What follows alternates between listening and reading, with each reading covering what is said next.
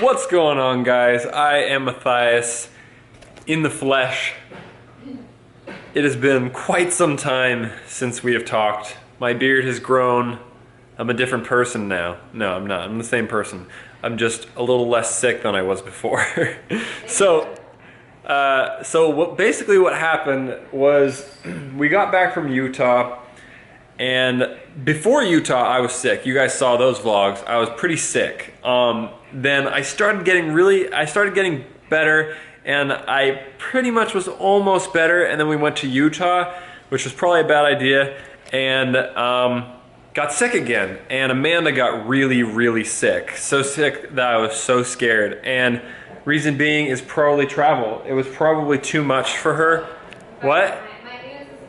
Her immune system's already lower, you know, because when you're pregnant, your immune system lowers so you don't reject the baby.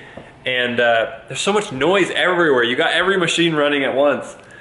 And so basically what happened was she got really sick because flying can lower your immune system for so many different reasons. The air quality on the plane, the radiation up in the sky, there's not much, but there's enough to lower your immune system slightly for the time being. And her immune system got lower. She maybe had caught something on the flight. We weren't sure what it was. We went to, after she had a fever of like 101, we were like, okay, well, this is not good. We have to go to the emergency room. We went there. They couldn't figure out what happened. Just couldn't figure it out. They took blood samples. They tested her for influenza. We never got those influenza results back though. That's what we think she had, the flu. And then, so I took care of her when I wasn't 100%, and that dragged me back down to the sickness. So basically, today's the first day I'm starting to feel better. I'm still gonna take it easy. As you can see, I'm not pacing, I'm sitting down and resting because the pacing is tough. I got dressed today. That's a milestone for me because I haven't been dressed the past 2 weeks. But yeah, so that being said, it was just really scary when she was sick because she had a fever, and as I don't know if you guys know, but it's not good to have a fever when you're pregnant. Not good at all. Depending on the temperature. If you're like, if you start to exceed above 100 degrees, then you could potentially start to cause issues with the baby, and we didn't want that. So we got her temperature all sorted out, although she's been pretty sick for a couple weeks, and she's doing better now. As you can hear her downstairs yapping away. I can hear you. I know you can hear me. I said it for you. Today is the first day I actually felt like pulling out the camera, and it's not because I didn't want to talk to you guys. I did. It's just we're in pain, just so much pain, just like, and so tired, and so like, it's depressing, you know? You're just like, when am I going to be a normal person again, you know? And it was just been so long. I feel worse for her just because she's felt like this for like 3 months with the nausea and stuff. I've only felt like this for like 3 weeks, but getting better. Canceled our trip to Hawaii, canceled our trip to Florida. It's just not the best thing to do when she's pregnant. I just don't think it's the wisest thing to do, especially with both those places right now in the news for being ground zero for things like Zika virus and dengue fever. Now, both of these things, if you're not pregnant, don't have that big of repercussions. I mean, they're dangerous if you don't take care of them, just like any flu or any fever. But when you're pregnant, they pose way bigger risks. I don't want to go into it too much because it's really sad, really depressing if you know anything about the Zika virus. But just to be safe rather than sorry, why not? You know what I mean? It's not paranoia so much as just like, why put it to risk? You know, there are plenty of amazing places in California that we can go to that don't require air travel or tropical climates, which those mosquitoes transfer those viruses through. So we decided to go to a place that we've been, that my grandparents started taking my parents when they were kids. It's really cool. It's a place in San Diego. It's a resort. And I've gone there I think we stopped going there a couple of years ago when my grandfather started getting sick. But my grandfather, the one that's passed away, is the one that like always, him and my parents used to always like take us to go there, and it was a lot of fun always, and we remember it. And we want to go back, so we invited the family, and in a week or two, I think we're going down to San Diego, and we're going to be shooting some Team Edge stuff, and it's going to be a blast. And we're super looking forward to it. I think actually we're looking forward to it more than the trip to Hawaii that we canceled. That we were going to go there instead. So. It's fun. It's fun to have the whole family there, but it's been a family tradition for, gosh, since I think my grandparents went there in like the 70s. If I'm not mistaken. I don't know. There are pictures of my mom as a kid there. I'm almost positive. I have to look that up. But either way, super excited. So still going to have a blast, still going to have a lot of fun and celebrate life in spite of all this sickness and, you know, craziness that's happening in the world. I don't know. But today, I'm going to show you a disaster that happened while I was sick. And oh my gosh, it's already like a 7-minute vlog and it's only been one shot. But so today, I'm going to try and put one or two things together and then rest the rest of the day. I'm not going to go back into sickness. I'm telling you, I'm going to beat it this time. But check this out.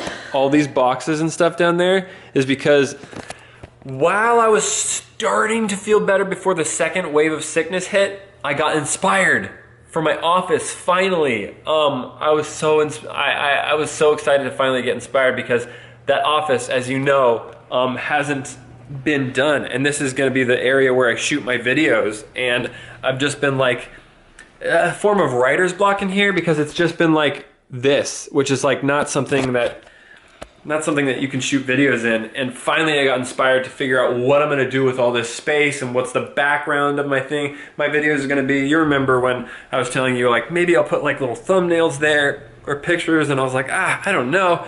So I got inspired, and then I got everything that I needed to make that happen. Essentially everything on Amazon, that, you know, like shelving units and like a chair or two and like some posters and stuff like that. So I'm excited to start working on that and hopefully inspired to start shooting some videos. Also, while I was sick, I wrote a sketch. So not totally unproductive, but man, is it boring being sick. I wrote a sketch and it's super funny. Don't know when I'm gonna film that, probably next month in March or something like that. But either way, I'm super excited. Done a little bit more, built this chair. One of the chairs that's in the background of my videos. Built these two chairs. As you can see, we're going for like a white walnut, modern, mid-century, retro / modern feel. And I gotta build a lot more stuff. My colors are white and walnut, which work really well because this carpet's brown.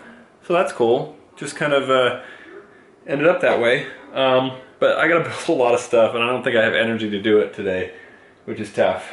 I have every single thing that I need to put my office together, my studio, everything I need to like finish this, except one thing, which is energy. And it's important that I rest and not work my butt off. Hey Amanda, can I put you on camera or no? She doesn't want to be on camera. She says hi though, right? Hello. She's watching The Office right now, but she's still not 100%. But she's gonna get there.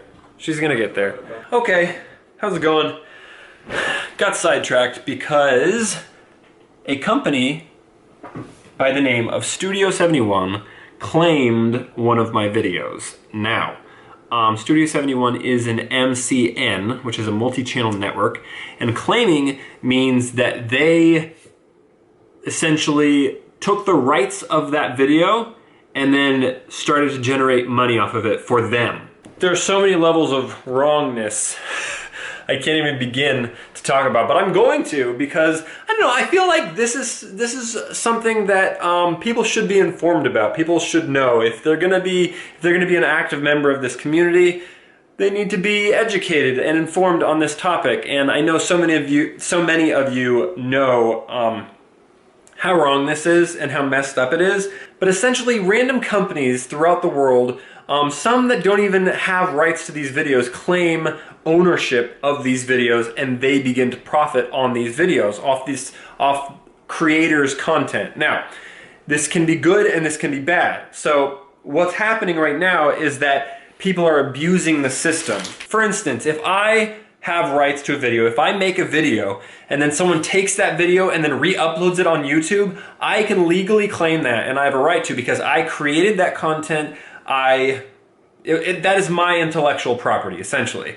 Now, what we have here is a company that had nothing to do with this video claim it as their own and start generating money on that. And there's so many levels of wrong to that. Let me show you right here. This video was a video I did with Matthew Santoro, and as you can see right here, it says manually detected. Audiovisual content manually detected by Studio 71, monetized by copyright owner. There are a couple steps I can take here. I've already taken them and it's already been resolved. However, I still want to talk about this because Studio 71 claimed ownership to this video. I don't know why.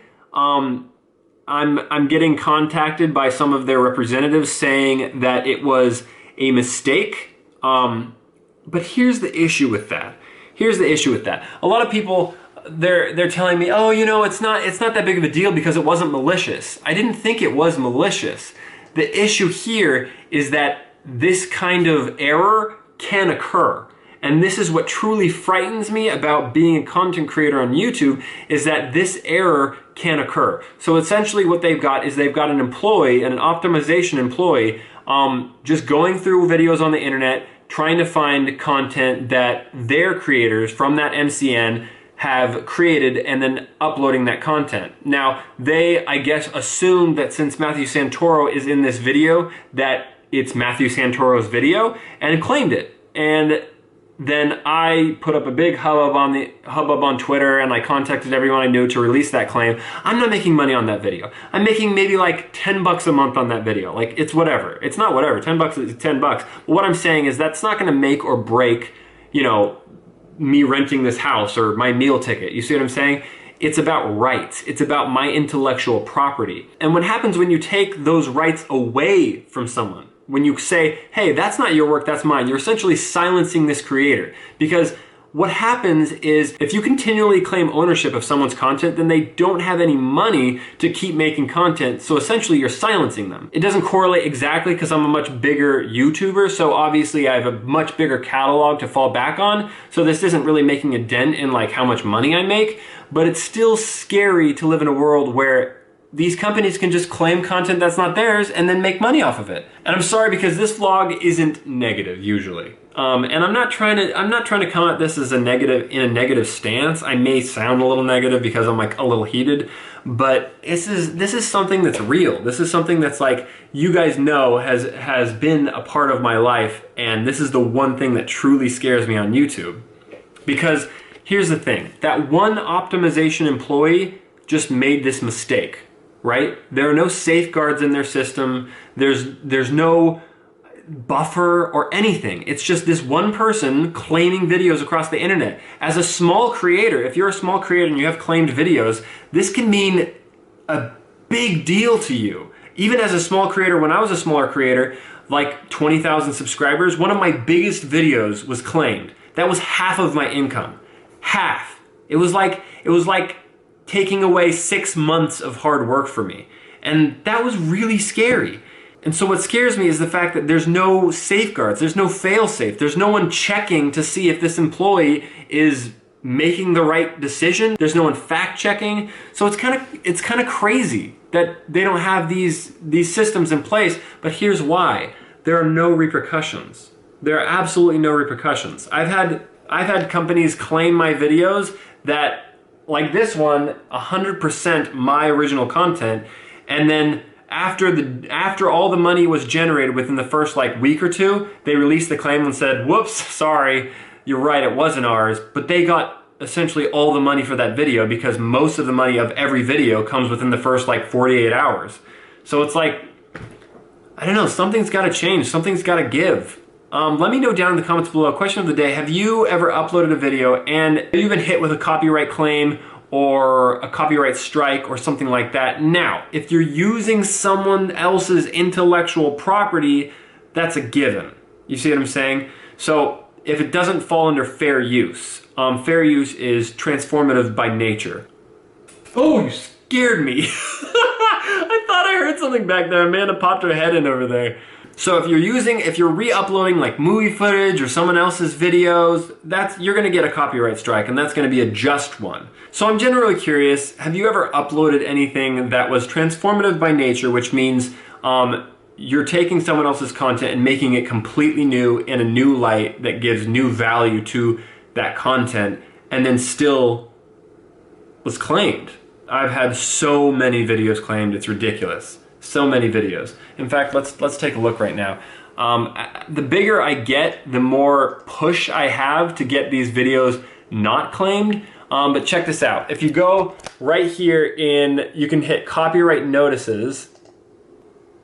Boom. See all of these videos? These are all videos that I'm not making money on. All of these videos. And you know what's crazy? Look, all lyrics in real life. I'm not making any content, and these are clearly transformative by nature. Even introducing my iPhone 6, that's 100% original content. All of this stuff, mostly music video parodies, which parody is fair use, 100% fair use, but there are no repercussions on the system, so all these companies just have a field day. And it's just crazy. I have some of these videos claimed by magazines. Essentially, there is no fact checking on YouTube, and it doesn't matter because all these companies just get away with it. So it's like, why would that company put a safeguard? Because no one's gonna sue them. But here, see, what I'm saying is you have rights here. So if you do have one of these copyright videos claimed, you can go in and dispute it. Now, you should dispute it. If it's your content, you 100% should dispute it, and your channel will not be taken down. You can dispute it. I know, like Chad and I know Chad disputes all of his stuff, and he goes to the appeal process, and still sometimes they just reclaim it. There's really not much you can do at this point. I'm just hoping that eventually this system may be resolved. I'm not with an MCN because I can't stand them. But hopefully one day this will be resolved. Let me know your stories down in the comments below. I'm very curious. Sorry if this was a rant or negative or anything like that, but I don't know. That's just something that's like irks me, you know?